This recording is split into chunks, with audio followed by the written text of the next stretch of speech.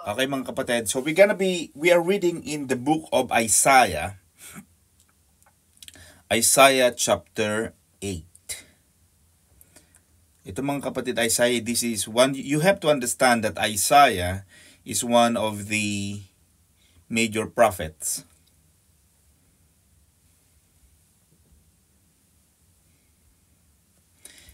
And today I was reading the case of, not the case, okay,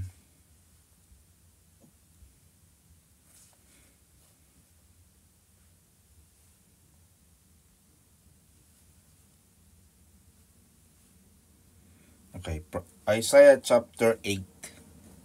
I'm just preparing the Tagalog version mga kapatid. Today I was reading some documentaries about the Ottoman Empire, where during those silent years, Sister Cynthia, between the Malachi and Matthew, they were talking about the intertestamental period, where during those 400 years, Sister Mercy, you have to understand, there's no revelation, there's nothing that came from God. Apparently, this is what the historical account said, that during those silent years, quote unquote, of the kaya makikita mo, the New Testament was divided into two new testaments, the Old Covenant and the New Covenant. There's nothing, the 400 years silent between the two covenants.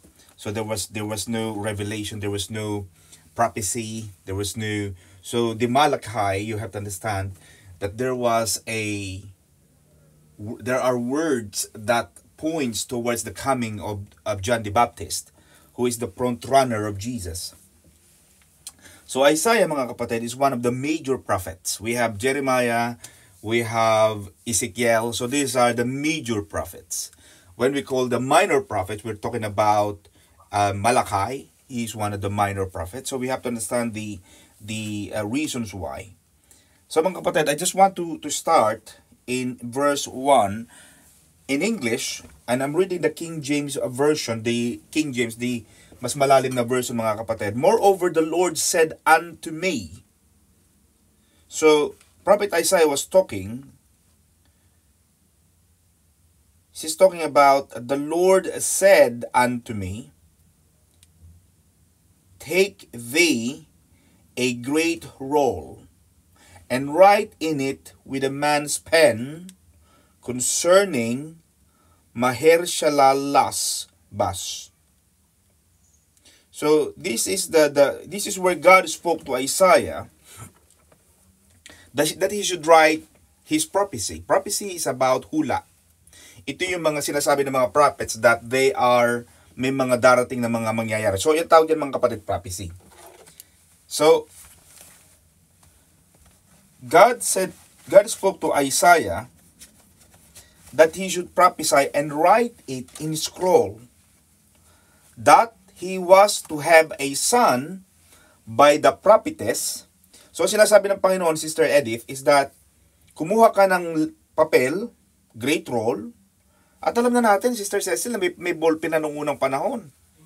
Amen, Sister Mirna? So alam na natin na may ballpen na because God was talking about a pen. Sulatan mo ng panulat ng tao, kumuha ka ng malapad na tabla, so siguro noon, scroll pa yon, di ba?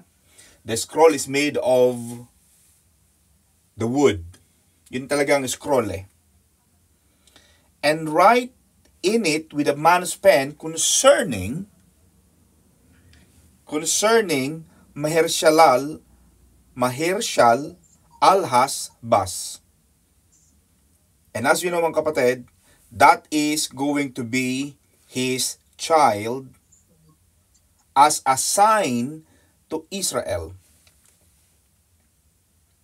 He did so. He has to write, Sister Pressy, Sister Cecil, because that prophecy must be properly recorded before faithful witnesses who could affirm that the prophecy was given before he even went to the prophetess, so that Judah might believe it was of God. So sinabi yon, Sister Mercy, ng Panginoon na isulat mo to. And then, ang ginawa ni Prophet Isaiah, kumuha siya ng dalawang testigo. Verse 2.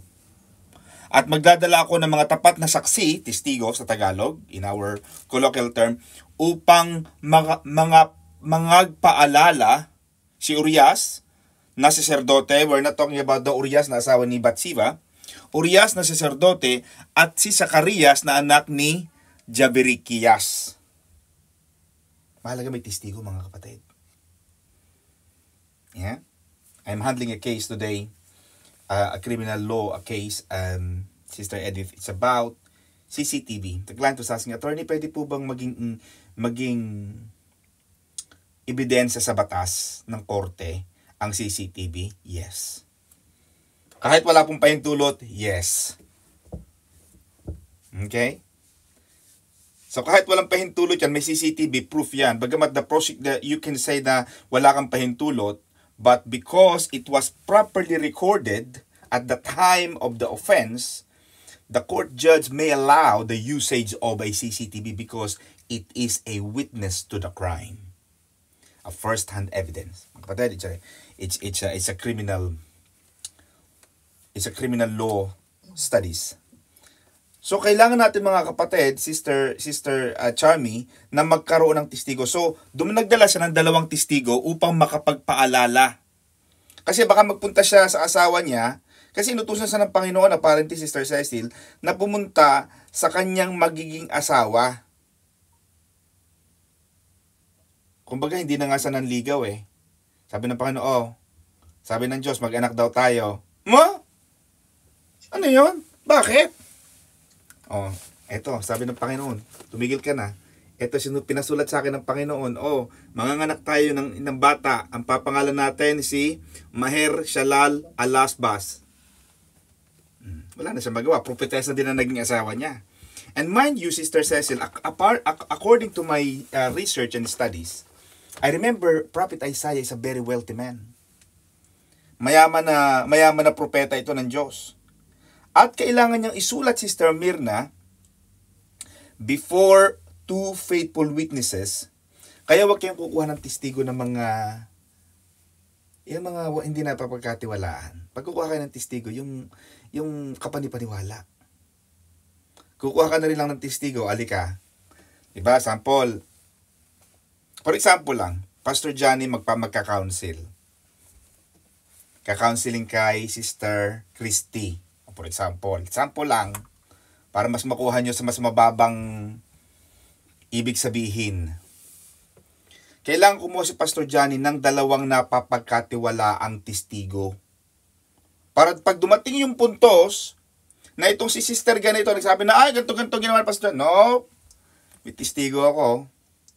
Amen, mga kapatid? So, importante yon. And, Prophet Isaiah, apparently Sister Arlene, isinulat niya yon para maniwala ang mga taga-Juda. Mga kapatid, sandali lang po ha.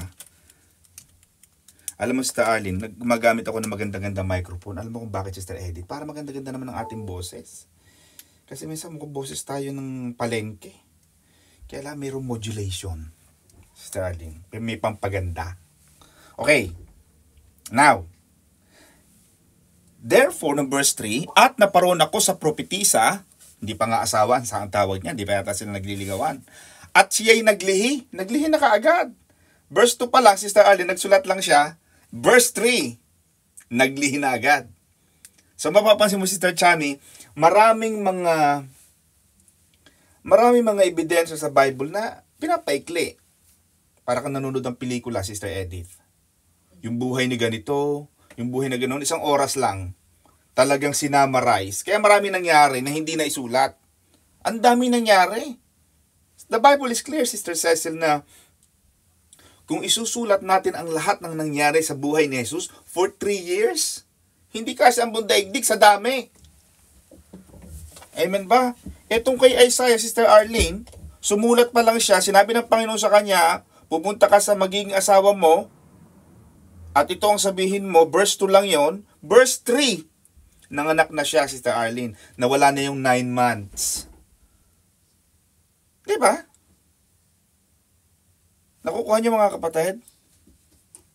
At ako'y naparoon sa propetisa at siya'y naglihi. Nanganak na isang lalaki na magkagayon na sinabi ng Panginoon sa akin, tawagin mo ang kanyang pangalan na Maher-Shalal-Bas. Apparently, that is the longest name in the Bible. Sister Chami, kaya pag tinanong ni Brother Matt sa ating mga quiz bee, what is the longest name in the Bible? Maher-Shalal-Bas. Amen ba? Pero nung nasa Bible school ako, Sister Edith, ang pinakamahabang name sa Bible, alam mo kung ano? Hindi ito. Habakuk. Sister Edith, hindi mo nakuha. Habakuk. Hindi mo ganda nakuha, Sister Edith. Yun eh. Okay, so ano lang yan? Joke lang yan ni Pastor John. Now, in verse 4, sapagkat bago ang anak ay matutong dumaing ng ama ko at ina ko. Diba? Pag mga bata nga naman, diba? Sister Erlinda, the first words of the baby will be mommy, mama, and dada. Diba? Yun sinasabi ni Prophet Isaiah. Sapagkat bago ang anak na matutong dumaing ng ama ko at ina ko, ang mga kayamanan ng Damasco at ang samsam sa Samaria ay dadalhin sa harap ng hari ng Assyria. So there seems to be a prophecy. This was fulfilled about 21 months from the giving of this prophecy, 9 months for the child to be born, and 12 months after he was born, in the 3rd year of King Ahaz. So pag binasa natin ng verse 4, 2 Kings chapter 16, verse 7 to 18, nangyari na yung prophecy na yon. That is a prophecy. Ang prophecy, mga kapatid, ito ay yung hula.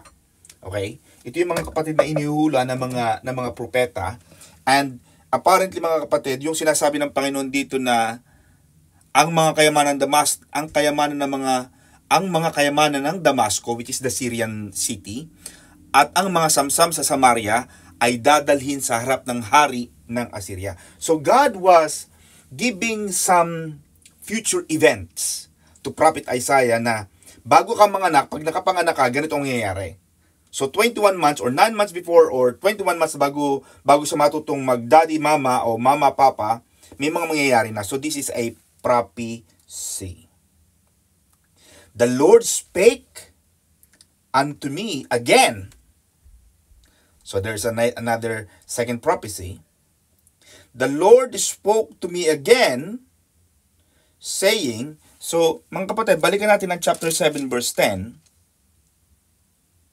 Pag binalikan natin ang chapter 7 verse 10 ng prophet Isaiah, moreover, the Lord spake again unto King Ahaz, but the Lord again, Sister Cecil, the Lord spoke again to Prophet Isaiah. So, may mga may mga sumunod uling mga hula o prophecy na ibinigay ng Panginoon kay Prophet Isaiah.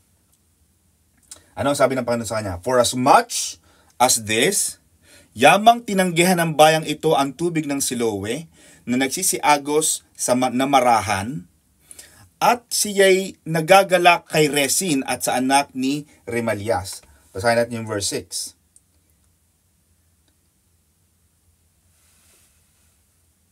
Tinanggihan ng bayang ito. Yung bayang ito, mga kapatid, that bayang ito yung 10th tribe kingdom of Samaria referred to in verse 4.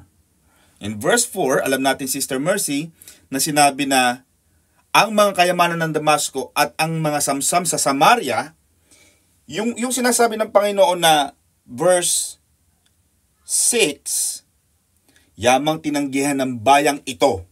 Yung bayang ito na yon, Sister Cecil, was referring to the tribes of Samaria na nakipag-ugnayan, nakipag-conference, sapi kay King Resin of Syria of Damascus. Ito yung mga kapatid na for as much as these people refused the water of Siloah, ito yun mga kapatid. The 10th tribe kingdom refused to trust in Judah, referred to as the waters of Siloah that go softly, and rejoiced in Syria. Because of this, it was predicted that the Assyrians from beyond the Euphrates would come from and overflow their land like a flood. So pag binasa natin yung mga kapatid, yung verse 6 to 7, ngayon nga narito iniaahaw ng Panginoon sa kanila ang tubig ng ilog, malakas at marami, sa makatuwid baga ay ang hari sa Assyria at ang buo niyang kaluwalhatian, at siya'y aahon sa lahat niyang bangbang at aapaw sa buo niyang baybayin. So mga kapatid, I'm teaching you a Bible study, Sister Mercy, because this is an important thing for us to understand. So may mga nangyari yung kasaysayan na yon. So ang sinasabi ng Panginoon mga kapatid na the king of Assyria would also invade the land of Judah in verse 8 at magpapatuloy sa dako ng loob ng Judah. So mapapansin mo, Sister Cecil, na merong hula, may ibinibigay ng Diyos kay Prophet Isaiah yung mga future events. Nakukuha niyo mga kapatid ang sinasabi natin na ito ang mangyayari. Na darating yung time na yung mga taga-Assyria, yung king, yung hari ng Assyria, sasakupin niya ang lupain ng Huda. Because in verse 8, magpapatuloy ang tubig na yon sa dako ng loob ng Huda, aapaw at lalampas hanggang sa lieg. So makikita natin mga kapatid that these are the prophecy. And then mga kapatid, in verse 8,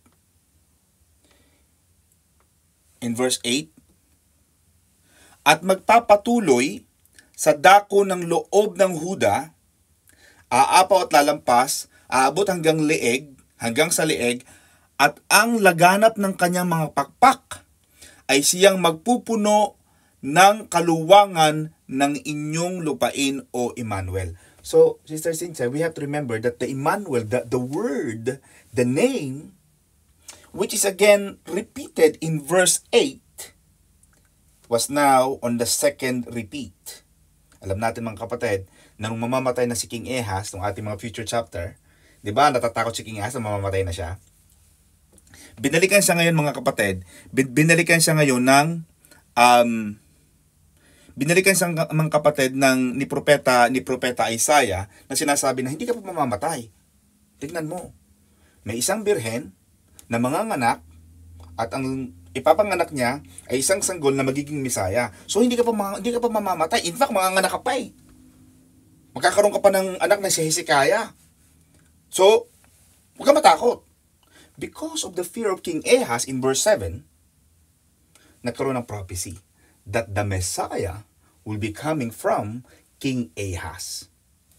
Now, that's why in verse 7, in chapter 7, Sister Edith, we first heard that the name of the son of the virgin shall be called Emmanuel. Now, it is again repeated in chapter 8. In chapter 8, mga kapatid, inulit-uli na yung pakpak ng hari ng Assyria ay magpupuno ng kaluwangan ng iyong lupain, o Emmanuel. Now, why is it very, very important? Wings shall fill the breadth of thy land. Because sa dami ng mga kaalyado ng Assyria, yung pakpak na yon, Sister Cecil, is referring to the alliances and different companies of the Assyrian army that would overflow the land of both houses of Israel. Mapapansin mo mga kapatid, hindi kayang makubkob ng isang bansa lang ang lahat ng bansa. They need allies. Alam natin yan, World War I, may mga aliado yan. World War II, may mga kaalyado yan. Di ba? Alam natin yung mga Nazis against the Germans. In fact, pag tinignan mo ngayon mga kapatid, may mga nagbubuo na ng aliado ang Australia, Canada, UK, and the US. May mga big wings na yan na Nagsasama-sama ngayon apparently Pakistan, Russia, China, and Northern Korea. So these big superpowers are joining forces against one another because they are superpowers. So maaaring nung panahon na yon, Sister Charmy, maaaring the Assyrians are having agreements, international agreements with other countries. So itong sinasabi mga kapatid sa verse 8, that his wings shall fill the breadth of thy land, yung breadth, yung kaluwangan ng iyong lupain, O Emmanuel. So the word Emmanuel, again mga kapatid, is being mentioned for the second time.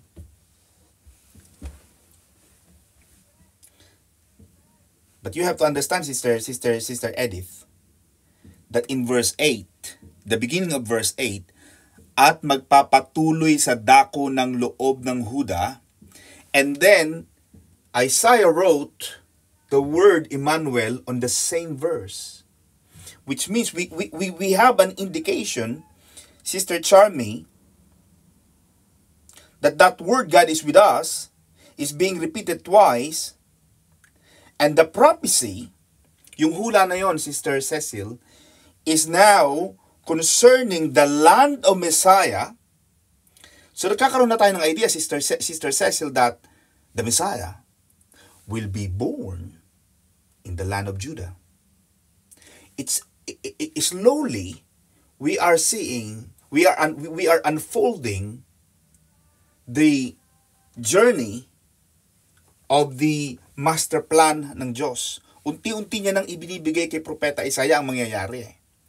Kaya natatandaan ko, Sister Edith, hindi ko alam kung tanda mo itong kantang ito. Nung bata pa ako, Sister Charmy, lagi namin kinakanta to kapag may Christmas kantata. Ang tawag sa atin ng mga unang panahon, mga kapatid, hindi Christmas party. Ang tawag sa atin, Sister Arlene, Christmas cantata o Christmas or annual Christmas presentation. Now, nung bata kami, hindi ko alam kung nandiyan sa Timilen, yung mga elders natin. Nung bata kami, kinakanta namin to Sa lupain ng Huda, sa isang maliit na bayan, ay ipanganganak ang dakilang manunubos, upang ang sala ay ng tao ay matubos. O Bethlehem, Bethlehem, bayang sinilangan ni Jesus. Bethlehem, Bethlehem, pinili ka ng Diyos. I remember that singing, Sister Edith, because that Judah is the land of Christ, because Bethlehem is from Judah.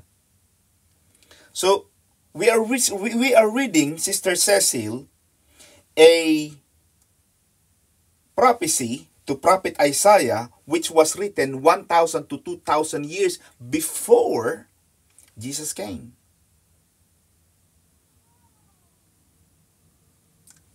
Mga kapatid, while I was reading this, talagang halos tumayo ang mga balahibo ko, mga kapatid, because God was revealing to Prophet Isaiah what will happen in the future. So alam na natin, Sister Edith, that Judah will become the place where the Messiah will be born and where he will reign over all the nations forever. Basahin natin ang Revelation chapter 11 verse 15. Ang kapatid, total Bible study naman ito. Revelation 11:15. And as you know, mga kapatid, the book of Revelation is gonna be the futuristic occurrence. Revelation 11:15, mga kapatid.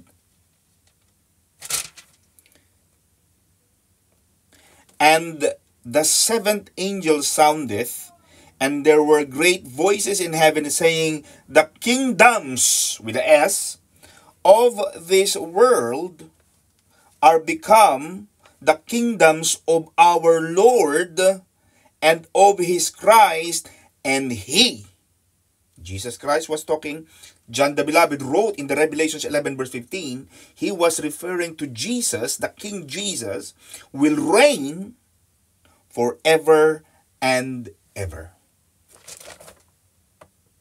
Mga kapatid, are you following? Yeah?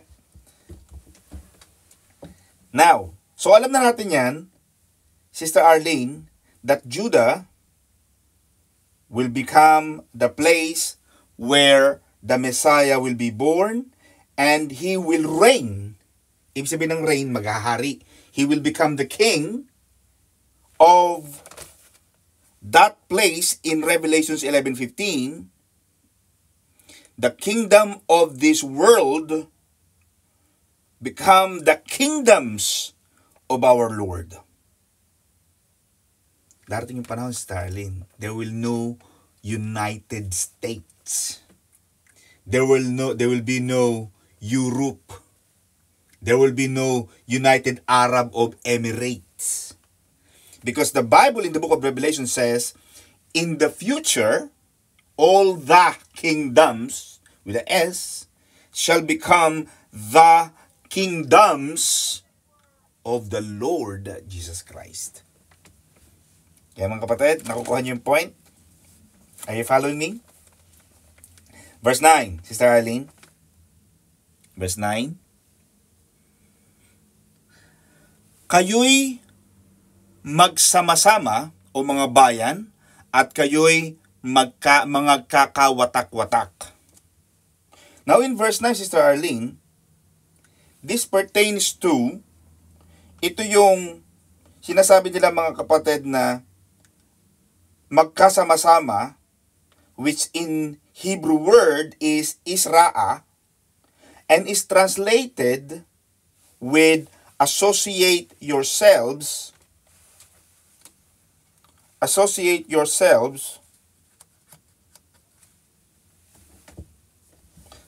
na kahit magkasama-sama sila mga kapatid,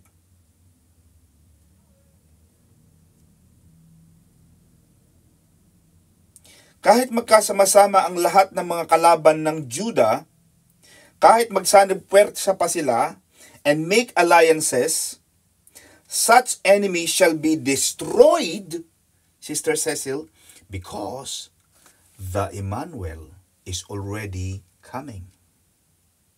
Judah has been chosen the place.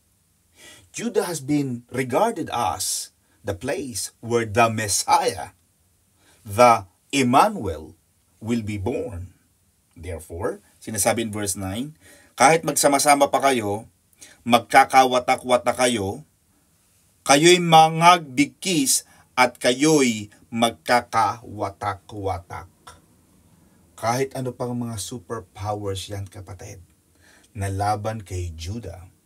Kaya ang tawag kay Jesus Christ, Sister Marivic, He is the lion in the tribe of Judah. Nakukuha niyo mga kapatid ang point.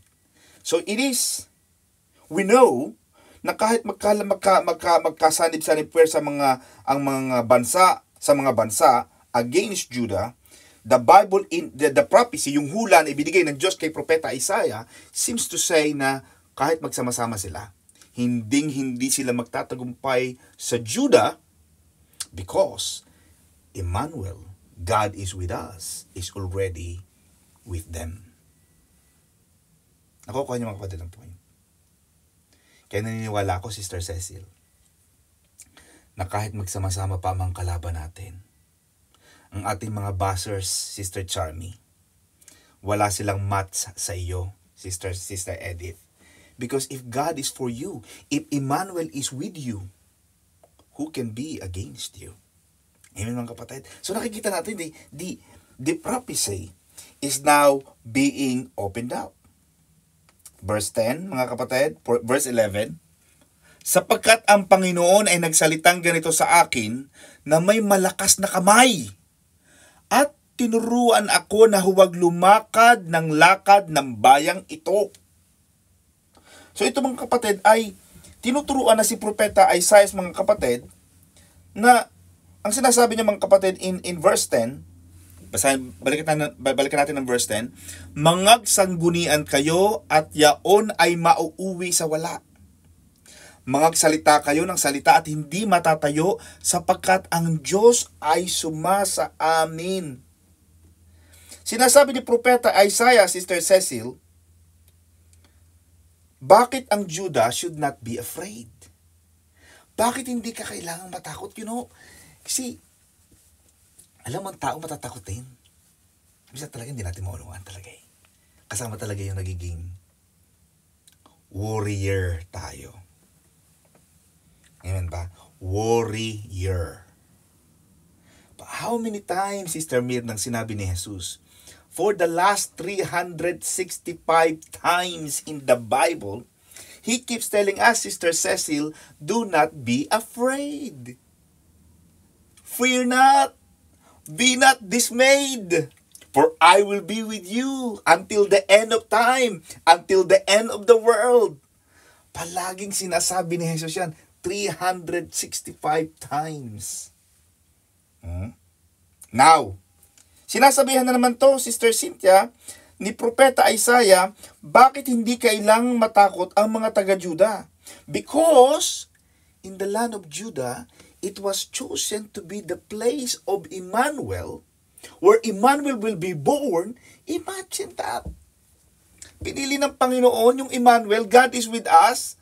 Natatakot ka pa? Hilar! What makes you scared? Amen ba mga kapatid?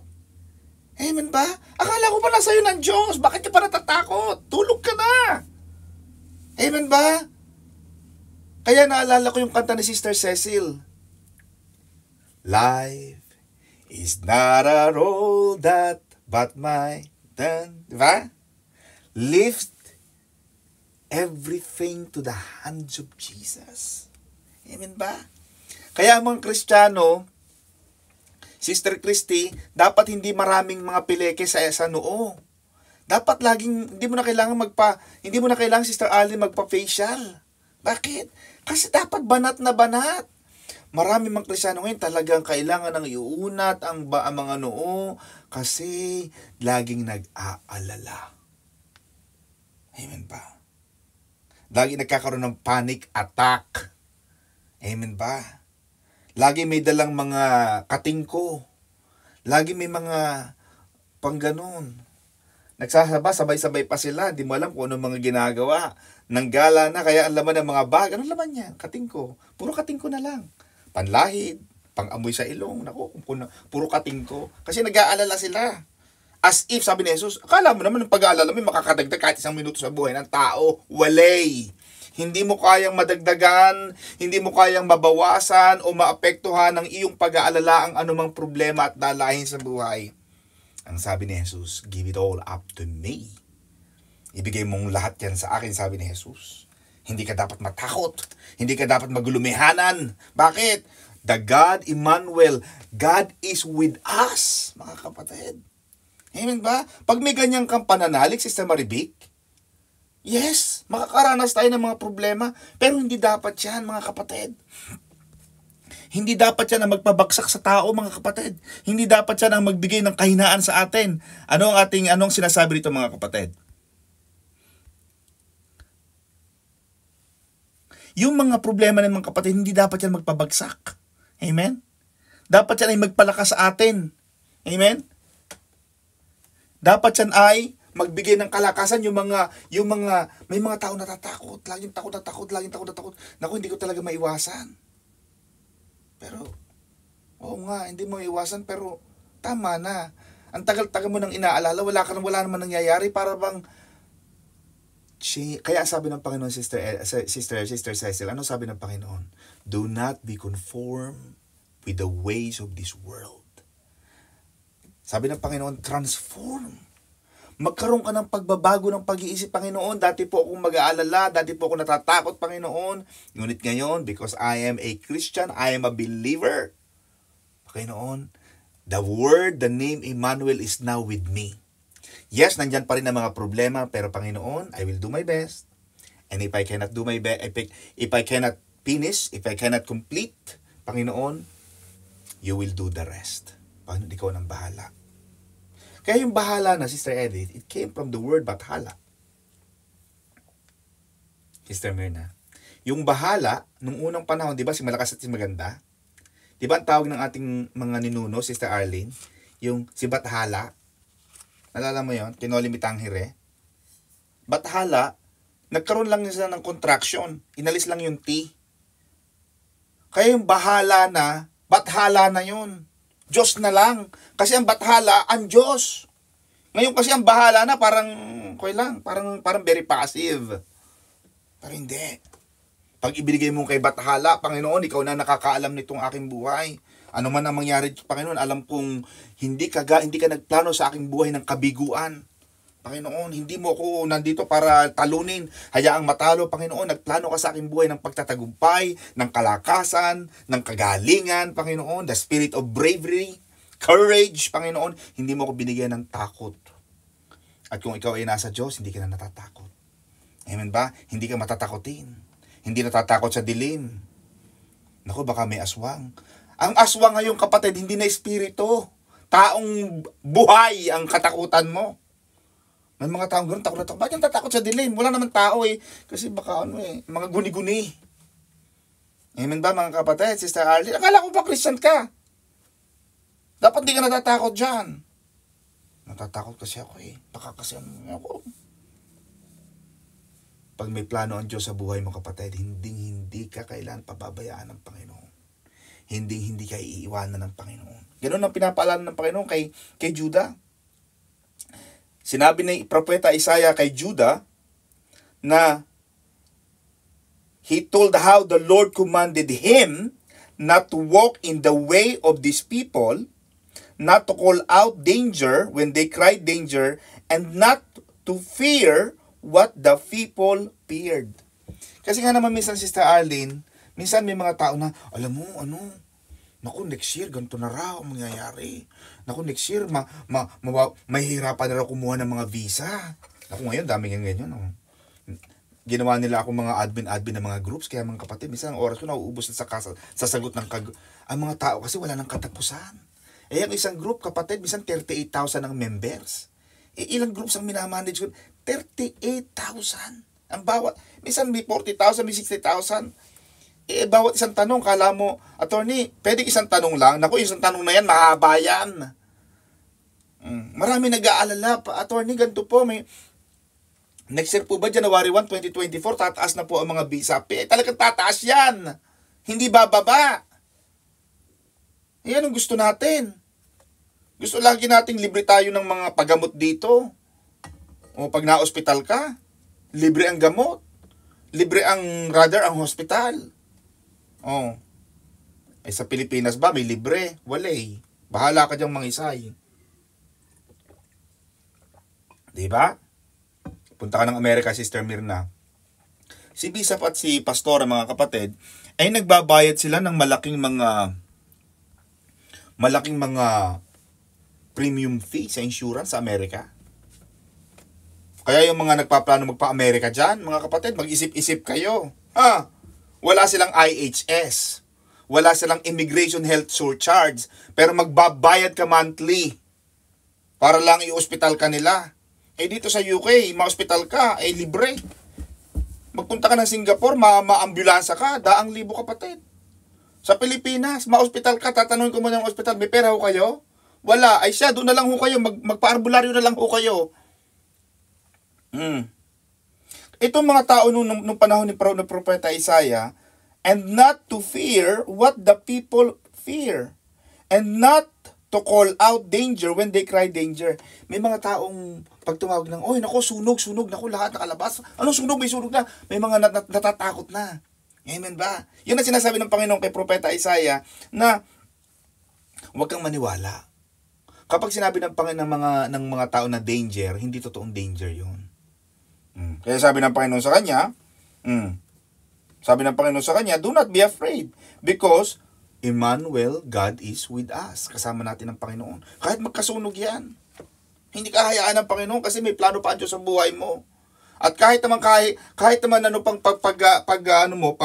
pagda-diet mo, pag-i-exercise mo, pag-yoga mo diyan, pag-gym mo diyan, may mga vitamin C, may mga sari-sari pa yan, may mga turmeric, may mga may mga calcium, may mga ganyan. Marami ngayon mga uminom ng gamot. Kaya ang mga pag binuksan mong cabinet, naku, puro gamot na lang. Supplements. Ngayon, pagka may mga sakit, may mga tao may mga sakit na, herbal. Usong-uso yan, hindi na nagpapagamot kasi herbal na lang. Bibili naman ng herbal. Ginawa pang networking. Amen ba mga kapatid? Kaya, ang sabi ng Panginoon, huwag ka maniwala sa mga taong sumisigaw ng danger. Hindi mo dapat katakutan ng Syria, hindi mo dapat katakutan ng Ephraim or ang Assyria. Kita mo? Binibigyan tayo ng Panginoon ng sign. Huwag mo katakutan ng buhay, Sister Chami. Darating at darating, naku, tataas po ang presyo. Ano kung tumaas ang presyo? Ano naman ngayon kung tumaas ang presyo ng mga bilihin? Huwag kang mag-alala, Sister Cecil. Tataasan din ng Panginoon ang sweldo mo. Lalaki ang sweldo mo, dadami ang kinikita mo. Kagaya ni Sister Arlene, ang dami ng kita. Bawat punta ng Amerika. Diba? Magkakaroon ka ng maraming sideline. Magkakaroon ka ng pagpapalain ka ng Panginoon. Huwag kang matakot na tumaas ang mga bilihin. Ganun talaga. Amen ba? Kanina may sinagot ako sa Facebook, sabi ba naman niya, okay po ba tumira sa UK? Kasi nabalitaan ko po, ganito yan. Sabi ko, teka muna. Ang dami nagsasagutan dyan Teka muna. Ang tanong mo kapatid, subjective. Kung ayaw mo sa UK, maghanap ka pa ng isang bansa. Tumira ka siguro sa Somalia. Tumira ka sa Afghanistan. Tama-tama, sa Gaza. Tumira ka doon. Nagtatanong ka, UK group ang tinatanungan mo, hello? Pinakamayamang bansa sa buong planeta. Hindi mo kailangan mag-aral ng Aleman, German. Hindi mo kailangan mag-aral ng French sa France. Hindi mo kailangan mag-aral ng Italian. Si Pastor Saldi nga, sabi nga nung last preaching niya Hanggang ngayon, ilang taon na si Pastor Saldi sa Italy? 15, 20 years, bata pa yata ako. Parang elementary, nasa Saudi, nasa Italia na yung mga yan Bata pa ako nung elementary, nag-Ital. Hanggang ngayon, Sister Charmy, hindi pa nakakapagsalita ng diretsong Italy. Sige, pumunta ka ng Italia, mag-aral ka pa ng Italian. Yang sa Norway, bago ka makapasok dyan, mag-aaral ka ng Norway dyan. Itinuturo na yan ng TESDA. Norway dyan, ang hirap, ang dami. Ang iba, hindi na alam mo ang iba, umuurong sa Norway. Dahil ang hirap ng lingwahe. Dito sa UK, wala kang pag-aaralan. Dahil lagi sinasabi ko sa Sister Edith Dito kahit ang English mo, English Carabao. Amen ba? Hindi, walang problema. Yung sinasabi nating the fish pass away, totoo yun Amen ba? Yung pass away, bro mo. Yung istang namatay, yung pala sinasabi nung nagtitinda, yung lumampas na isda, the fish pass away. Diba? Nagkakaintindihan tayo mga kapatid. Hindi mo kailangan. Kaya, huwag mong katakutan kung magtaas man ang mga bilihin. Magtaas man kapatid ang ano mang mangyari sa daigdig. May mga gera, may mga ganito. Ano bang magagawa natin? Sa magtanong tayo na magtanong. Meron bang, yung kasi problema sa mga tao, puro tanong. So what? Meron ka bang control? Tumataas ang presyo ng gas, so what? Wala kang magagawa. Kung hindi mo kayang mag-gas, huwag kang maglakad ka. Pwede kang maglakad. Kung ayaw mo ang taas po ng presyo ng baboy, di huwag kang bumili ng baboy. Bakit kailangan laging baboy? Bakit kailangan laging pork? Hindi pwede kang kumain ng manok. Ang taas po kasi ng siya kapatid. Mag-ano ka na lang, magtalbos ka na lang ng kamote. Mahilig ka pala sa karne. Mag-isda ka na lang. Kaya ako mga kapatid na kumakain ng pork. Kami ni Bishop, hindi kami kumakain ng pork. Tagal na akong hindi kumakain ng pork. Bakit? Kasi ayaw kong maging parang tali dyan. Amen ba? Huwag kang magreklamo na magreklamo. Puro tayo reklamo, puro tanong. Ano pa mangyayari? Halika, titingnan ko muna sa aking bolang kristal kung anong magaganap sa mga darating na panahon. Para ka nagbabasa ng pag-aaralan din natin yan, Sister Mirna, yung mga nagpapahula, yung mga zodiac sign. Naku, as of 25 November, makakatagpo ka, makakasalubong mo ang lalaking... Naku, ito na naman. Pag binasa mo ang diaryong ito, maganda. Same date, pag binasa mo itong diaryo ito, iba, naku, hindi mo makikita ang iyong kapalar. Magkakaiba ang hula. Peke. Kaya huwag tayong tanong ng tanong anong mangyayari. Ano ngayon kung anong mangyayari? Wala ka naman magagawa Ang magagawa mo lang, mag-apply, maghanda. Amen ba? Talagang lalong tumataas. Tumataas ang presyo. Ang gawin mo, mag-ipon. Magtipid. Amen. Huwag lang kain ng kain sa labas. Magbaon kayo ng Skyflakes, itlog na pula, noodles. Oh. Huwag kang kumain lagi ng kumain sa labas. Ayaw mo palang ano eh. O, alam mo, pagka ikaw ay may ipon, hindi ka na natatakot sa pagtaas ng bilang. Dahil talagang expected yan. Anong gusto mo? Pare-pareho na lang. Hindi na nagbago ang takbo ng lipunan. Mga kapatid, ganyan lang yan. Kaya dapat ang mga tao hindi palatanong. Okay po ba tumira sa lugar na to? Sandali kapatid. Titingnan ko muna ang statistics ng mga namatay, ng mga na-hold up dyan sa lugar na yan. May nagtatanong kanina, sabi niya, okay po ba tumira sa part ng, hindi ko naman alam yung Scotland, sa mga liblib na lugar ng Scotland. Sabi ko kapatid, ang tanong mo, hindi namin pwedeng sagutin kasi kami nasa London. Kahit sumagot ako dyan, hindi ko masasagot. Una, hindi ako taga dyan. Ang tanong kong pangalawa sa iyo ay ito. Meron ka ba choice? Wala nga po eh. Wala naman pala eh. Wala naman pala tayong pinag-uusapan. Bakit tinatanong mo pa? Tanong na tanong, okay po ba tumira? Hindi. Hindi okay tumira doon. May choice ba tayo? Wala. Oh, ano pang pinag-uusapan natin? Tumira ka na. Bumili ka na ng bahay, umupa ka na, mag-rent ka na doon. Huwag na tanong kung okay ba tumira. Ano pa pag-uusapan natin? Wala ka naman choice. Yung visa mo doon nakalagay. Amen ba? At saka kahit yan ko tumira, Chelsea, Kensington, Knightsbridge, safe? No. Of course not. Hindi safe lagi. Kahit nga yung mga mayayaman, di ba? Minsan na mga na-murder, nangyayari dyan sa mga lugar na yan. Hindi safe. Pero pag tinignan mo yung mga tondo ng London, for example, yung pag sinabi, saan ka nakatira? Lewisham. Ako, pugad ng mga ano yan. Saan ka nakatira? Doon sa ganun lugar. Yung mga East London. Saan? Naku, ano yan? Ilford. Naku, kapatid. Pugad ng mga, pugad ng mga lahi. Naku, dami magnanakaw. Kahit naman saan marami magnanakaw eh. Pero kung ako'y magnanakaw, Sister Mirna, bakit ako titira? Ba't ako magnanakaw sa Ilford? Ano nanakawin ko doon? Chicken curry? Hello? Magnanakaw ako doon sa mga mayayamang lugar. Di ba? Kaya minsan mga kapatid, alam mo yung mga tanong ng mga tao, yung natatakot lagi. Pinag-usapan natin yung takot eh. Well, tanong, hindi naman tayo makakasagot palagi kasi ang buhay, sabi ko, I've been here for 20 years, pero lahat ng lugar, laging may mga risk. Oh, lagi may risk, pero nasa sa atin lang yan. May nagtatanong kanina, sabi niya, Attorney, hindi naman ako tinatanong kasi nasa group chat nga yung sa mga groups. Ito po ang kinikita namin. Kasya na po ba ito? Depende. Kung ang kita mo 1,000 pounds, abay, nung unang panahon, Sister Mirna, pag kami walang ulam, maraming nilulutong ulam si Bishop. Pag wala na kaming ulam, maaaring ngayon adobong talbos. Bukas, piniritong talbos ng kamote. Bibili siya ng sardinas, yung 555, kaya 555, sikat na sikat yan. Lalagyan ni pastora ng suka na pagkakaanghang. Kaya minsan, di ba, sarap ng sabaw ng sardinas, Sister Mirna? Lalagyan nila ng suka para hindi namin mahigop. Kasi, ano kami, parang, suka, ayoko niya suka, nakakaano yan.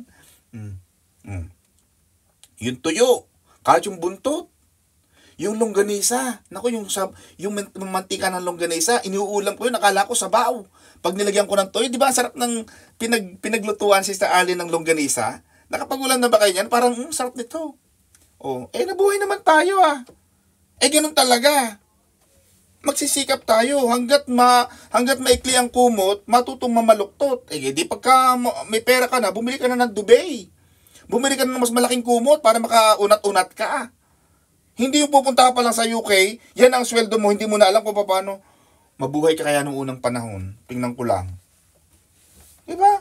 Kailangan tipid-tipid, marunong ka dapat sa buhay. Hindi pwedeng laging takot, natakot ako eh. Hindi yung kadyak ka na lang sa bahay, ka nang umalis. Hindi nakakatakot dyan. Diba? Kaya tawa sila ng tawa sa akin. Proceed tayo mga kapatid. Ang sabi pa Sister Edith ng Panginoon kay Propeta Isaiah, hayaan mo na ang katakutan nila hindi ang Syria, hindi ang Ephraim, hindi ang mga kalaban ng Assyria, ang mga Assyria, kundi ang sinasabi ng Panginoon mga kapatid kay Propeta Isaiah, sabihin mo sa mga taga-Huda, ang katakutan nila ay ang Diyos. Yan. Ano ang sabi, Sister Arlene? The fear of the Lord is the beginning of wisdom. Ang takot sa Diyos ang unang ang pasimula ng karunungan. Kaya pag ang tao natakot sa Diyos, yung lagi mong kasama si Emmanuel, yung Emmanuel na yun, God is with us, hindi ka gagawa ng masama. Kasi kasama mo ang Diyos eh. Amen ba, Sister Arlene? Sister Cynthia, hindi ka magagalit, hindi ka gagawa ng hindi maganda. Bakit? Kasama mo ang Diyos. Naranasan mo na ba yun na ayaw mo gumawa, ayaw mo magkamali kasi nandiyan ang Panginoon eh. Wala nakakita sa akin, oo. Pero whoever you are when nobody sees you is the real you. Because even though nobody sees you, but He can. Kaya ang sabi, Sister Mirna, in everything you do, do it for the glory of God. Kaya sabi ng Panginoon kay Propeta Isaiah, ang katakutan nila ay ako. Kaya basahin natin mga kapatid ang 1 Peter 3:15. Unang Pedro chapter 3 verse 15.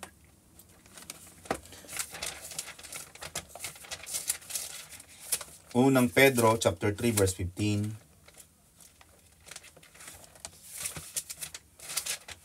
Ang kapatid, total ito naman ay Bible study. Unang Pedro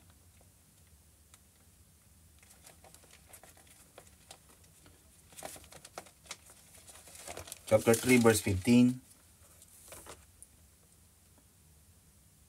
But sanctify the Lord God in your hearts and be ready always to give an answer to every man that asketh you a reason that is in you with meekness and fear. So yung sinasabi doon ng Panginoon mga kapatid is that kailangan nating ihiwalay. So makikita natin yung mga kapatid sa susunod na kabanata. Kasi sabi ng Panginoon, sanctify the Lord of hosts Himself. Verse 13 mga kapatid. 13, ang Panginoon ng mga hukbo, ang iyong aariing banal, at sumakanya ang inyong takot, at sumakanya ang inyong pangingilabot. Yung sanctification, Sister Arlene, ito ay religious term which means yung tinatagalog natin na aariing banal.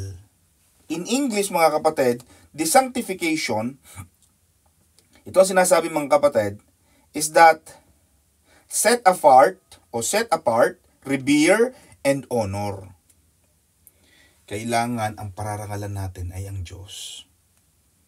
Ang pararangalan natin ang Panginoon mga kapatid. Yun ang sinasabi ni Apostol Pedro. But sanctify the Lord God in your hearts. Honor the Lord in your heart.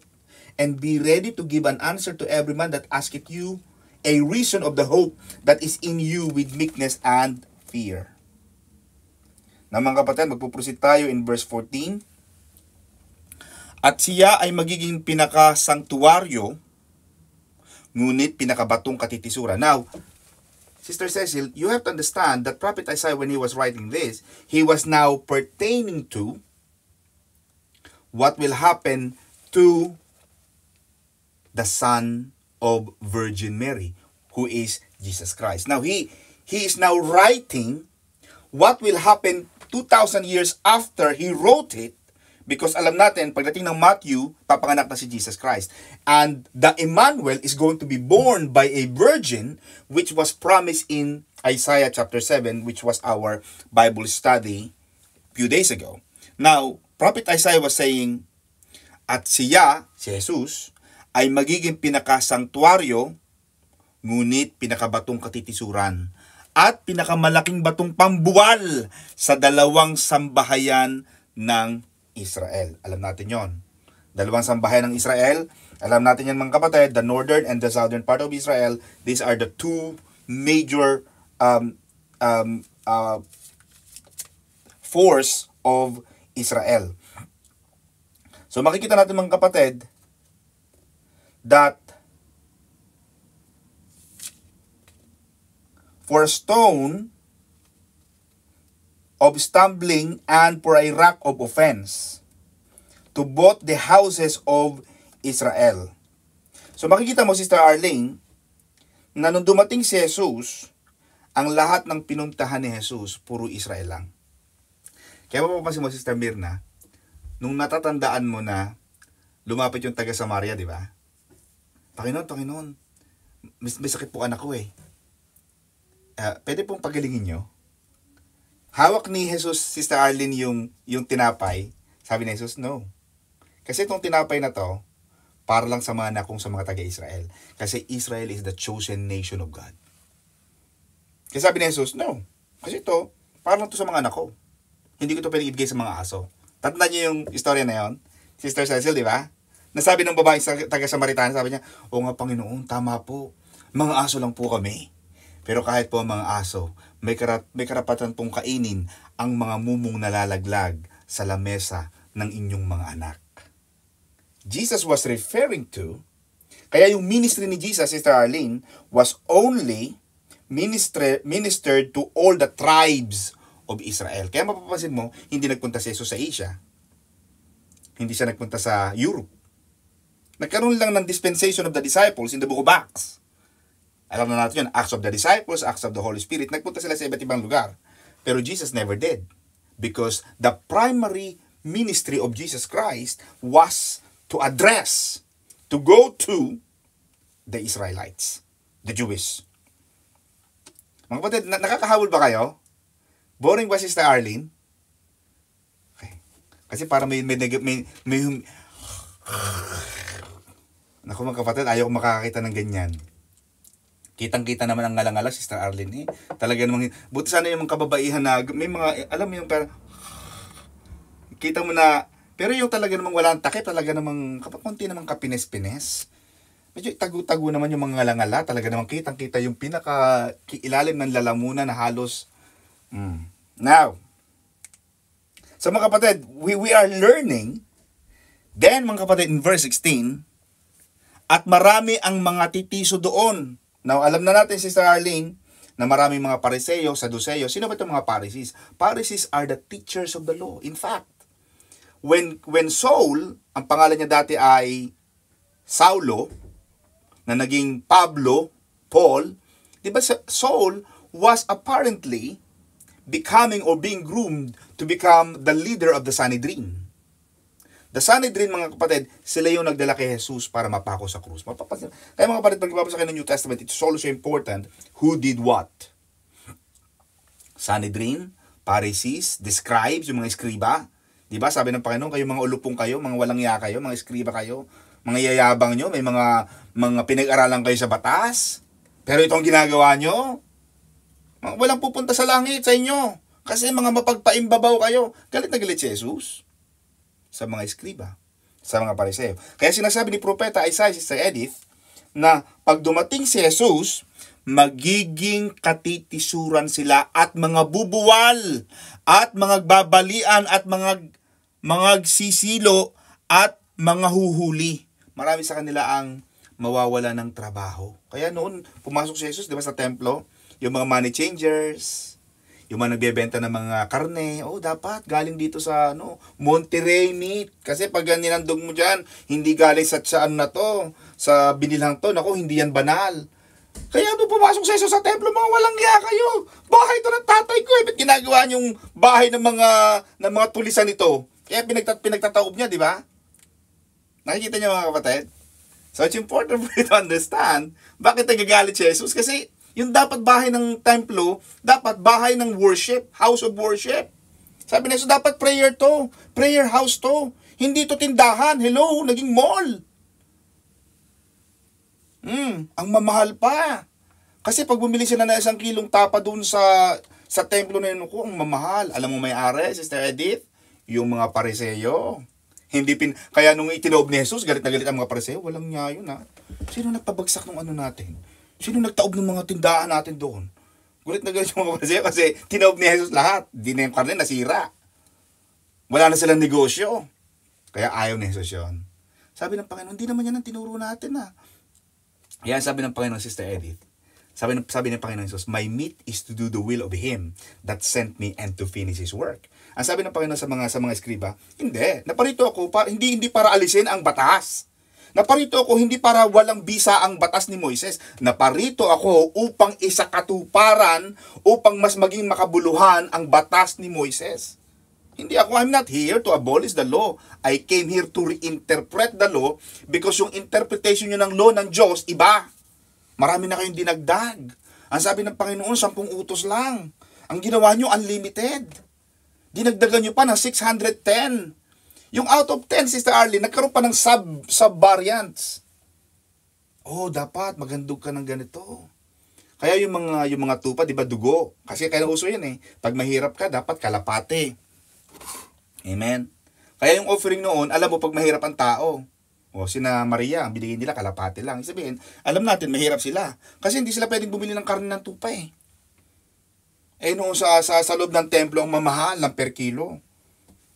Kaya nung tinob ni Jesus, hindi lang sabi ng Panginoon, yes, tupa, pero kahit anong tupa lang. Hindi naman kailangan sobrang mahal. Amen ba? Kaya nung nagsasabi si Pastor J, Pastor Don, yung po mga group, kapatid, kahit biskwit lang tayo. Hindi naman natin kailangan may relyenong bangus pa. Talaga naman ngayon parang piyesta. Ang masasaya lang yung mga Sharonians. Mga kapatid, pero yung mga nagluluto at bumibili at kumakain. Naku mga kapatid, ang laki. Naawa ako sa mga kapatid natin. Talagang sinabi ko yan, Sister Edith, na dapat biscuit na lang, kape na lang, kahit walang gatas. Kung talaga namang masaya tayo, yun na. Walang pumayag. Pero sinasabi ng Panginoon mga kapatid, talagang nagalit siya. Kaya, marami ang matitisod sa kanya. Kasi prophecy na yun eh. Ganun ka-powerful, Sister Edith, ang hula. Noong ipinanganak si Ismael, di ba? Di ba sabi ng Panginoon kay Hagar, sabi niya, yung anak mo, magiging malaking bayan yan. Mga kapatid, listen to this. I like that.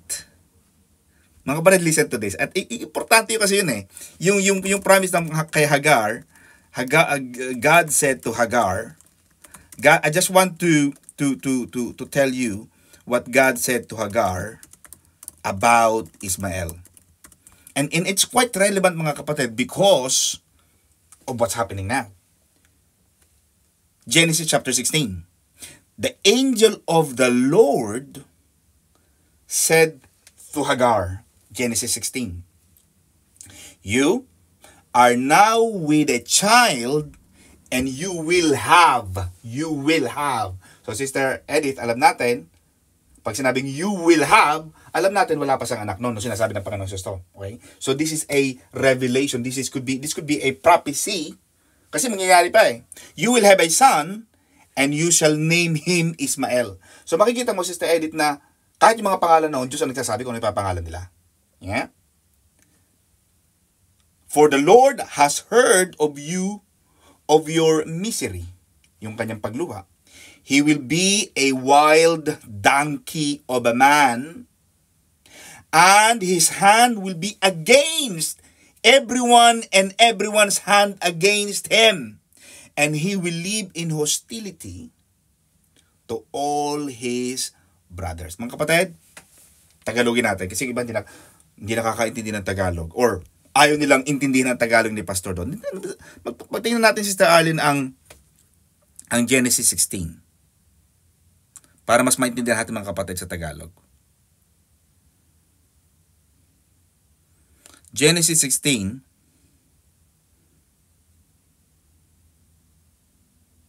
Yan. Genesis 16:12.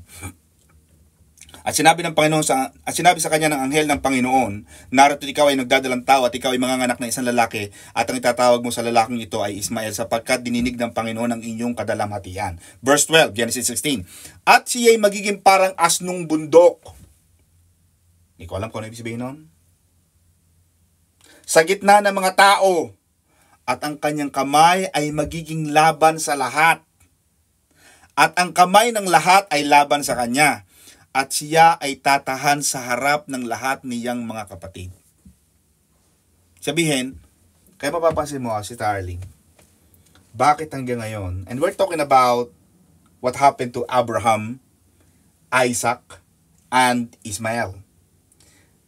Kaya, pag tingnan mo, Sister Edith, ang historical account ng mga Arabs became the leaders of the Muslims. That's why Mecca is in Saudi. Correct? Mecca is in Saudi. Ismail became the founder, the forefathers of the Arabs. Isaac became the fathers of the Christians. This revelation in Genesis 16 became true now na laging ang Muslim at ang Kristiyano laging magkaaway because it was the prophecy. Mga kapatid, nakukuha niyo yung point? Okay? Now, Pastor Jay, I'm going far, but at least mga kapatid, I'm giving you the summary of everything. In verse 16, mga kapatid, punta tayo sa verse 16. In verse 16, bind up the testimony, the law, bind up the testimony, seal the law among my disciples. Mga kapatid, sandali, hanapin uli natin mga kapatid.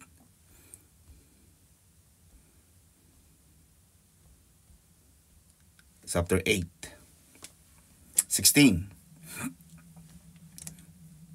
Talian mo ang patotoo, tatakan mo ang kautusan sa gitna ng aking mga alagad. So, God was talking to Prophet Isaiah to close the testimony, yung recording na sinulat niya na winitness ni Uriah and Zechariah. So, napapansin mo, Sister Arlene, kapag ikaw ay gagawa ng affidavit, di ba lagi may dalawang testigo, may witnesses ka palagi. Punta ka ng embassy, okay lang, may witness. Diba? Nakuha niyo mga kapatid? Lagi isang may witness. Ito ang sinasabi ng Panginoon kay Prophet Isaiah na, talian mo ang patotoo, tatakan mo ang kautusan sa gitna ng aking mga alagad. Why? Sister Arlene, bakit kailangang tatakan? To secure, yung seal mga kapatid, kapag ikaw ay nagpapatatak ng mga notaryo, yun ay may silyado. Okay? Kailangan yung seal to secure by keeping safe for time to come. So God is telling Isaiah that these words from God was telling Isaiah, Prophet Isaiah, na itong salitang ito na sinasabi ko sa iyo, hindi pa ito nangyayari ngayon, pero siliduhan mo na. Pag sinelyuhan na yan, Sister Arlene, God was telling Prophet Isaiah, because it is yet for an appointed time to be fulfilled. Hindi pa nangyayari ngayon yan. Matagal pa. Pero sinasabi ko na sa iyo ngayon. Nakukuha niyo mga kapatid na sinasabi. Nakukuha niyo ang ganda ng istorya niya. Okay? Verse 18. Naku, si Pastor doon na naman. Tagal magturo niyan. Sige mga kapatid, madali na lang tayo para makapag-Facebook na kayo. Pero nyo, matututo kayo kay Pastor Don. Matututo kayo mga kapatid para natututo tayo. Amen ba, Sister Joyce? O yan. Yung mga, kaya kanina maganda yung patalastas ng group 1. Patalastas pa lang yan. Hindi nyo pa nakikita ang totoong, kumbaga yun ay wala ka pa sa main course. Appetizer pa lang ng ano lang yan. Patalastas ng group 1. So nakita natin Sister Arlene na pinapasilyaduhan ng Panginoon kay Propeta Isaiah ang mga revelation, yung prophecy na binibigay ng Diyos sa kanya. Sabi ng Panginoon, silyaduhan mo yan. Bakit? Hindi pa nangyayari ngayon. Mangyayari yan sa marami pang taon. Kaya ngayon, sinama ng Panginoon. Could you imagine, Sister Arlene, how good God was or God is? Na itong aklat na ito, Sister Cecil, na pagtagni-tagni ng panahon sa loob ng 4,000 taon mga kapatid. This is the compilation of the historical and biblical account. Kaya mga kapatid, magandang may diary kayo. Yung mga yung kasi wala na nagda-diary. Ay hindi na nagsusulat. Hindi mo na alam kung anong nangyari. Hindi mo na alam kung anong date. Kailan ngayon. Ha? Malagay yun mga kapatid. Yung mga documents, kailangan may copy. Hindi bigay ka na bigay sa abogado mo ng copy. Wala kang copy? Yung passport? Naku, nasa abogado ko po. Ay, yung abogado mo tumakbo. Wala kang copy. Amen pa. Kaya ang gawin mo, Sister Arlene, lahat ng copy mo, i-copy mo ang sarili mo. Sample, magpapadala ka ng document, passport mo, i-copy mo sa sarili mo. Total, lagi ka naman nasa Facebook. Di pagtingin mo sa pictures, nandoon lahat. Ang copy ng passport mo, copy ng visa mo, copy ng bank account mo, copy ng address mo. Importante ang recording. Hindi pwedeng wala. Amen ba? Magkano ng pera mo sa bank? Magkano ng pera mo sa bank? Hindi ko nga po alam eh. Hindi mo alam kung magkano ang pera mo sa bank? Hello? Bakit? Hindi mo na-check? Sobrang dami? Diba? Now, importante yon. So, inutusan sa ng Panginoon Sister Mirna, nasaraduhan niya, siladuhan niya ang prophecy ng Panginoon. And I will wait upon the Lord, that hid his face from the house of Jacob, and I will look for him. So mga kapatid, verse 17, Prophet Isaiah was telling this, at aking hihintayin ang Panginoon na nagkukubli ng kanyang muka sa sangbahayan ni Jacob, at aking hahanapin siya. So alam natin, Sister Arlene, that at the time of Prophet Isaiah 2,000 years ago, before Jesus was born, alam nating ready na ang Messiah. He's just waiting for the right time. Maba't nakukuha niyo yung point? When I was reading this, Pastor Jay, I was in love with Jesus.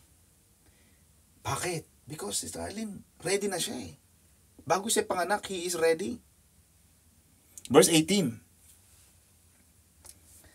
Behold, narito ako at ang mga anak na ibinigay ng Panginoon sa akin ay mga pinakatanda at pinakababalaghan sa Israel na mula sa Panginoon ng mga hukbo. So, Prophet Isaiah was saying, Sister Arlene, na ang buhay niya, Sister Edith, ay pinaka-sign and pinaka-wonders in Israel. Ano sinasabi ni Propeta Isaiah, Sister Arlene? Yung buhay niya as the prophet of God, sinasabi niya na, swerte kayo. Because ako na Propeta Isaiah, nabuhay sa panahon ninyo. Yun ang sinasabi ni Propeta Isaiah. At sinasabi niya na, ako at ang aking mga anak ay mga pinakatanda at pinakababalaghan sa Israel na mula sa Panginoon ng mga hukbo. Sinasabi ng Paulo sa mga taga-Yuda, swerte kayo, dumating kami sa inyo. Ganon din tayo, Sister Charmy. Pag dumating tayo sa buhay ng iba, swerte sila sa atin. Amen? Hindi yung, sino kaibigan mo? Nako! Sino? Si ano? Bakit? Hindi. Sino kaibigan mo? Si, oh my God, magaling yan. Talagang, magaling magtrabaho yan. Amen ba? Pag nirepair ka, nalaman ng, kasi mga employer, Sister Edith, nag-uusap-usap din yan. Sinong nanay mo? Ay, si Pilipiniana. Oh, what's the name? The one with the short hair? With the mole on the nose? The small like this? Oh my God. Yeah, she's good. Kasi mga Pilipina, di ba tayo kayo mga nasa bus 98, nag-uusap-usap yan. Saan ka nagtatrabaho? Kensington. Sino? Saan doon? Tapat ng Harrods. Sino? Si ano? Ay, oo. Yung mga kala natin, tayo lang nag-uusap-usap. Yung mga employer, nag-uusap-usap din yan. Kaya magandang masabi ng employer na pinanggalingan natin, sino employer mo? Arlene Sinon. Oh my God. Umiyak ako dyan nung umalis yan. Oh. Hindi umiyak na nawalan. Umiyak. Si Arlene, umiyak dahil ayaw mo silang iwanan. Amen ba? Ito si Propeta Isaiah, Sister Cynthia, sinasabi niya na, ako ay pinakatanda ng Panginoon at ang aking mga anak at mga pinakababalaghan. Wonders! Signs and wonders! Amen ba? Ganon din tayo. Alam mo, Sister Mirna, sa Batangas, pag ikaw ay, meron kami sinatawag na dadapo. Yung mga sample, ikaw, Sister Cecil, dadapo ka sa pamilya ni Brother Jim. Ikaw ang dumadapo Kaya ang tawag sa Batangas, ay sino gan dumapo sa inyo? Ay, arigahoy, ari dapo. Isa ng dapo, ikaw ay dayo. Amen ba? Ikaw ay dayo. Kung magigidating, hindi ka naman taga roon, ikaw ay dumapo. Para kang paru-parong dumadapo sa bulaklak. Amen ba? Sino dumapo sa inyo? Nakaw! Yung si ano? Nako, kapatid, hindi mo kilala yan. Oh. Amen. Kaya tayo mga Kristiyano, pag dumapo, ay ganda. Amen ba? Nagkakaroon ng kulay, nagkakaroon ng buhay, ang buhay ng iba. Hindi yung pag dumapo ka, nako, sira lahat, napurnada lahat, ang plano ng grupo. Amen ba? Mga kapatid, kaya pa ba? Pastor Jay, okay pa? Kasi mga kapatid, ako, I can wait until... Mga kapatid, tatapusin natin to, Pastor Jay. Now, and listen to this. There is in verse 19, mga kapatid, at pagka kanilang sasabihin, mga kapatid, kung gusto nyo nang umalis, okay na mga kapatid. Okay na kayong nauunawaan namin. Okay lang, kami na lang. Kung matira kami dito ni Sister Arlene, ni Pastor Jay, ni Sister Arlinda, nauunawaan namin yan. Mga kapatid, pero sa mga hindi pa, wala pang gagawin, at nakakapaghintay pa yung mga kachat nyo, maghintay kayo. Pero kung gusto nang umalis, mag-leave the group, maganyan na lang kayo. Nauunawaan namin yan. Okay? Now, verse 19.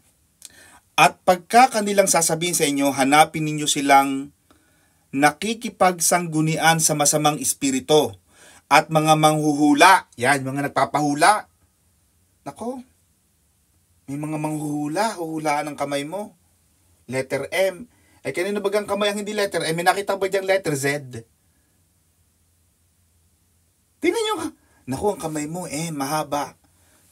Ay, wala, lahat naman tayo mahaba, Meron ka ba nakitang guhit na nangangalahati lang, Sister Arlene, na dito wala? Lahat naman yan, M, Naku, M. Hindi po, titano po to. Number 8. Wala namang number 8. Kasi M lang. Amen ba? Kaya sinasabi dito mga kapatid, yung mga nagpapahula at mga nakikipagsangunian sa masamang espiritu na nagsisihuni at nagsisibulong, hindi ba marapat na sangguniin ng bayan ang kanilang Diyos? Nagtatampo ang Diyos, Sister Arlene. May mga taong tinatawag pa yung mga kapatay. May mga pabola-bolang kristal pa. Pwede nyo po bang gisingin yung lola ko? Bakit? Gusto ko pong malaman kung saan po nyo nilagay yung mga nawalang kwintas. Sasabihin ng bolang kristal, abracadabra, sis bumba. Naku, sabi ng lola mo, nasa madilim. Kaya nga po, na-misplace mo. Kaya nga po ako nandito. Kaya nga po para magpahula. Na-misplace. Ako ba may sa edit? Na-misplace nga Kaya nga ginigising yung lola para sabihin kung saan napunta yung kwintas. Kaya pala na-misplace mo raw. Yun nga Kaya ako nandito para sabihin sa akin kung saan ko na-misplace. Kung saan niya natago. Mga taong nagpapahula, bumabayad pa tayo ng mga, di ba, usok-usok ngayon dyan sa, magpunta ka ng Ilford, ng Barking Essex, ngayon dyan yung mga tarot reader. May mga tarot reader, nagpapabasa pa. Naku, huwag ka magpapapaniwala, kapatid. May mga taong nadadala dyan. Amen ba? Pero sinasabi ni Propeta Isaiah, Sister Arlene, na huwag mong hanapin na makipagsanggunian sa masamang espiritu. Amen ba, mga kapatid? Now, hindi ba dapat yung mga tao ng Diyos ay hanapin ang Panginoon?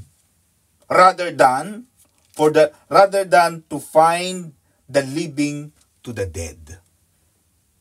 Kaya mga kapatid, hindi dapat nating, ano yung masasamang espiritu na Sister Arlene? Pag binasa natin ang Isaiah 8:19, when they seek familiar spirits through wizards and witches, spirits which peep and mutter, kaya minsan, may mga manghula,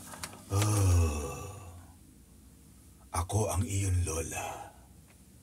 Ako ang nawala mong lola. Kumusta ka na? Minsan ginagaya lang nila, niloloko lang nila tayo mga kapatid. At may mga nagbabayad dyan. Imitate the departed loved ones, thus claiming communication with the dead. Naku, parang yun nga ang aking lola, ganun-ganun ang boses niya. Diba? Should not be a people seek the living God instead. God to the law and to the testimony, if you want light. They're speaking not according to the written word of God is because of no light in them. Kaya yung mga taong naghahanap ng mga tao sa kadiliman, ang sinasabi ng Biblia mga kapatid, simply because they don't have the Emmanuel who is the light. Kaya Sister Edith, di ba sabi ni Jesus, I am the light of the world. Yung mga taong nasa kaliwanagan, hindi nalalakad sa kadiliman. Amen mga kapatid. Yun ang sinasabi ng batas ng Diyos. Amen? Kaya wag na kayo magpapahula. Hulaan nyo nga po ako, ano pa mangyayari sa akin kinabukasan? Tatama ka. Saan ka tatama? Tatama ka sa pader. Nako, tagal ko nung bumibili ng loto, tatama po ba ako? Eh di kung alam ni Madam Uring na tatama ka sa loto, di sana lang sana ang bumili. Sana hinulaan niya na sarili niya. Kailan kaya ako tatama? Ano kaya ang numero ang lalabas? Eh di sana kanya nang hinulaan niya na ang sarili niya, ba't di niya maulaan? Kaya yung may mga tao nagpapakita na yung dami-daming pera, di ba, Sister Mirna? I have hundreds of thousands. Ako, papakita pang mga account. Ang laki ng kinitan nila sa negosyo. PM me. PM is the key. Ako, mag-PM naman. Interested. Me. PM na. Alam mo, sabi ko sa kanya, kung talagang ikaw ay yumaman, bakit hindi mo bentahan ang mga kapamilya mo? Member ba ng group na yan, ang pamilya mo, ang asawa mo, ang anak mo, member? Kasi kung talagang mayaman ka, dapat ang member mo dyan, pamilya mo. The fact na hindi mo yan binibenta sa iba. At bakit? Sino ka para ibigay sa akin yung karunungan mo? Bakit? Mahal mo ba ako? Love mo ko? Kaya, friends ba tayo? Hindi. Anong dahilan? Kaya marami nadedenggoy. Amen ba? Sumasama sa mga grupong hindi tama. Di ba? Mag-iingat. Verse 21, Pastor J, last two, promise. Sa mga magte-text, umalis na kayo. Okay lang, naunawaan namin yan. At sila'y magsisidaan doon na nahihirapan at gutom. At mangyayari na pagka sila'y mga gugutom, sila'y mga gagalit. Kaya yung mga hindi lumalakad mga kapatid sa kaliwanagan ng Diyos, will live and walk in spiritual darkness. Kasi wala sa kanya yung Emmanuel, Sister Cecil. Lalakad sila ngayon sa kadiliman. They shall wander, sila ngayon ay magsisidaan, mahihirapan at magugutom, at mangyayari na pagka sila'y nangagugutom, sila'y mga gagalit. Siyempre naman, Sister Arlene, mahirap maging mabait pag gutom. Kaya ang tao, pag ikaw ay nagagalit, pakainin mo muna bago kayo mag-usap. Amen ba? Mahirap maging mabait. Naalala mo yung patala sa Sister Edith na yung sneakers, binato niya. Kasi yung pala gutom lang siya. Kinain niya sing, iba ng feeling niya. Amen ba? Kasi nakakain na siya. Kaya lagi kong advice sa mga kliyente ko na, attorney, ano pong gagawin namin? Una, maligo, kumain, mag-toothbrush, mag-pray. Iba, Sister Edith, ang nakakain. Yan ang sinabi ng Panginoon kay I think si Elijah. Takot na takot siya kay Queen Jezebel. Gusto niya ng patay ng sarili niya. Sabi ng Panginoon, matulog ka, kumain ka. Makatulog siya, nahimasmasan siya. Ay, ano lang pala yun? Drama ko lang. Diba? Sister Arlene? Kaya ang Bible, marami kang matututunan. Diba? Now, Sister Cecil, kung ang isang tao ay walang liwanag ng Diyos, they will live and walk in spiritual darkness. They shall wander here and there through it. Dadaan daw sila doon sa lugar na panganganakan ni Emmanuel, which is the Judah, subject sa prophecy. Magugutom sila at sila ay magiging hamak. They will be oppressed by the judgment of God through other nations. So makikita mo, Sister Arlene, bakit may mga Palestine na galit na galit? Pero pag binasa mo ang Bible talaga, alam mo na ang promised land, ang Israel talaga, ibinigay ng Diyos. In the book of Genesis, Sister Arlene, yung mga aalis, pwede na kayong umalis mga kapatid. Class dismissed. Pero sa mga gusto po makinig. Genesis chapter 1, Sister Edith. In the beginning, God created the heaven and the earth. Sa unang simula pa lang, Sister Edith, ginawa ng Panginoon ang langit at ang lupa. So pag binasa natin ang Old Testament, mapapansin natin, Sister Cecil, alam natin na ibinigay ng Panginoon sa mga taga-Israel ang promised land. And the promised land is the Israelite. Correct? So walang karapatan, hindi ako racist, walang karapatan sa aking pananaw na magreklamo ang ibang bansa. Kasi hindi naman yan ibinigay sa inyo. Walang inaagaw. Kasi ang nagbigay sa kanila yung Diyos na gumawa ng langit at lupa eh. Anong problema natin? Amen ba? Nakukuha niyo mga kapatid ang point. Kaya ang sinasabi nito, Sister Cynthia, na yung mga dadaan sa land of Emmanuel, the land of Emmanuel, which is Judah, sila ay parurusahan ng Panginoon. They will be hungry and oppressed by the judgment of God through other nations, fretting themselves in spite of their trust in demon spirits who promise them help. Kasi yung mga kalaban nila, Sister Cecil, tumatawag sila ng mga espiritista. Meron sila mga demonyo. Di ba mga prophecy, minsan lalaban si David, di ba? O propeta Isaiah, ano magiging natin? Ano magiging final outcome natin? Sandali ha, makikipag-usap ako sa Diyos. Si Balaam ganun di ba? Sandali, kakausapin ko muna ang Diyos. Sabi ng Panginoon kay Balaam, Balaam, hindi mo kayang sumpay, pinapasumpa ni Haring Baal, di ba? Yung Israel, Balaam, babayaran ka namin ng malaking pera. Sumpain mo lang Israel. Sabi ni Balaam, okay, sige, sandali, kakausapin ko muna ang Diyos. Nakapag-usap sa Diyos. Panginoon, pwede ko buwan sumpay ng Israel? Ano sabi ng Diyos sa kanya? Ang sino mang pinagpala ng Diyos ay hindi mo kayang sumpain. Bumalik sa ngayon kay Baal. Mahal na hari, paano ko naman susumpain ang bayan na pinagpala at minahal ng Diyos? Hindi niya kayang sumpain. Amen ba mga kapatid? Kaya, yun ang sinasabi mga kapatid itong ating pinag-aaralan ngayon na tumatawag sila sa mga demon, sa mga espiritista. Kaya mga kapatid, huwag na kayo magpapahula. Huwag mo nang ipabungkal ang libingan ng lolo't lola mo para lang kausapin sila sa kabilang daigdig. Hindi mo alam kung nasaan na sila. Hindi naman sila nagte-text. Amen ba? Anong alam mo? Ay, pwede po bang gisingin? Hindi. Kasi kalansay na lang sila doon Wala na tayong gigisingin. At Sister Edith, maliwanag ang sinasabi ng Biblia. Minsan lang mabuhay ang tao. Tapos si Madam Uring, gigisingin niya lang. Hello? Ang dami naman niyang gigisingin. Diba? Kasi ang kalaban nila, Sister Arlene, tumatawag sa mga satanic spirits and not the Holy Spirit. Ang tinatawag nila, Sister Arlene, ay mga demonyo.